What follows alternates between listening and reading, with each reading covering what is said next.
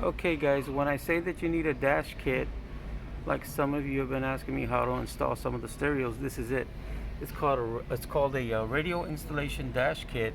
They run about 10 bucks, 9 bucks, as you can see there. You can look up the model number. Like this one says it fits Ford Lincoln Mercury from 2004 to 2018. This one fits GM, Suzuki, Honda, Isuzu, Toyota, and so forth. And that's what you're going to be connecting. Now there's some of it here. It's called a stereo harness. Same thing. Now the stereo harness is what you connect to the speaker wires. The dash kit is what goes to the head unit to fit your car, your modern car if you have one.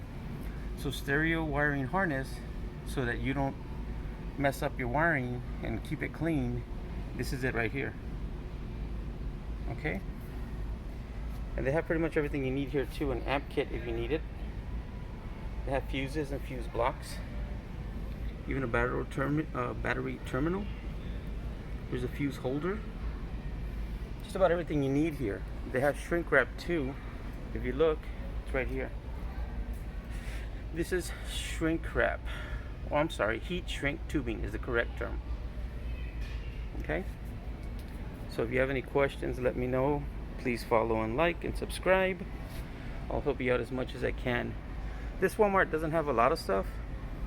Others do. I'm looking for these AV wires. You know, they're usually red and white.